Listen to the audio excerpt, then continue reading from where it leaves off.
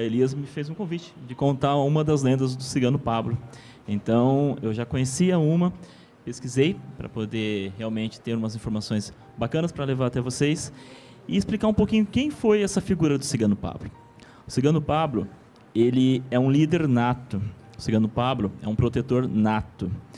O cigano, ele nasce em Andaluzia, na Espanha. Em meados ali, na Idade Média, Idade Antiga, a história relata nesse momento, né? E o Cigano Pablo, ao nascer, ele acaba herdando a liderança do seu povo, porque o povo cigano ele trabalha com a tradição. Então a tradição ela passa, seus ancestrais passam para aquele herdeiro da tradição todo o conhecimento ancestral da sua tribo. E o cigano ele carrega esse dom, né, de postergar aquilo, de passar aquilo para frente, aquela tradição. E ele já é prometido desde pequenininho para uma cigana. É tradição, né? O povo cigano ele nasceu já é prometido dentro da sua tribo para alguém, para uma moça ali. E nisso, ele aos 15 anos se casa, né? E ele tem 3 filhos.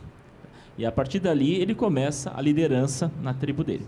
Só que assim, as crianças crescem, né? O que acontece com o primogênito? Se torna um rebelde, não aceita as tradições, ele diz não às tradições, e se torna uma dor de cabeça para o Pablo. Porém, o Pablo, como o pai Elias falou, o povo cigano em si, ele não se desfaz dos seus, ele protege, ele cuida, ele é determinado, ele realmente vai buscar a melhoria daquele ser humano, trazer ele de volta, resgatar aquela alma para poder cumprir a sua missão, mesmo sacrificando muitas vezes a própria vida, porque foi quase isso que o Pablo fez. Por quê?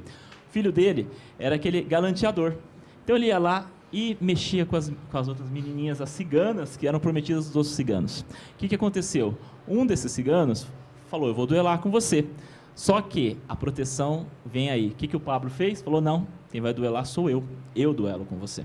E ele se arriscou pelo filho. Ele ganhou a disputa, a batalha ali, né, a luta, e achou, não, agora o meu filho vai vir para o meu lado, vai realmente assumir. Assumiu? Não, ele ainda disse não. Então o Pablo, ele trabalha com a inteligência psicológica, ele fala assim, não, peraí, ele vai trabalhar a psicologia, eu tenho um segundo filho, eu vou passar os ensinamentos para esse segundo filho, e eu vou fazer o outro filho falar, poxa, olha o que eu estou perdendo. Olha só que interessante, ele trabalha observando também o comportamento do outro, né? E ele fala, mas não, vou treinar esse segundo filho, e o povo cigano, ele sabe o que pertence a ele ou não. O segundo filho sabia que aquela posição não era dele, era do irmão, o primogênito. O que ele faz? Ele começa a ajudar o pai. Olha, sabe passar vontade, pai Elias? Olha, eu estou aqui, estou aprendendo tal coisa, nisso seduz o outro garoto, e ele assume finalmente a missão da liderança do seu povo, assim que o pai, o Cigano Pablo, realmente desencarna. Só que tem uma outra história, pai Elias, que tem a ver com a cigana Esmeralda. Uma outra lenda. Muitos falam assim, poxa, o povo sempre vincula, né, a cigana Esmeralda com o Cigano Pablo. Por quê? Tem uma outra história que diz que a cigana Esmeralda era de uma outra tribo, e ele também, né, de uma tribo oposta, e eles foram permitidos ficar juntos, né? Só que assim, ela não conseguia engravidar. Olha que interessante o poder da tradição, né? E tanto é que ela perdia o bebê, né? E hoje ela trabalha muito nessa linha de proteção das gestantes, né? Fertilidade, exatamente. Então essa é a relação. Quando vocês escutarem aí, por que o Cigano Pablo tá envolvido com a história da Esmeralda? Por conta disso. Mas essa história. Então realmente, pai Elias, é um cigano de liderança, proteção e muito amor.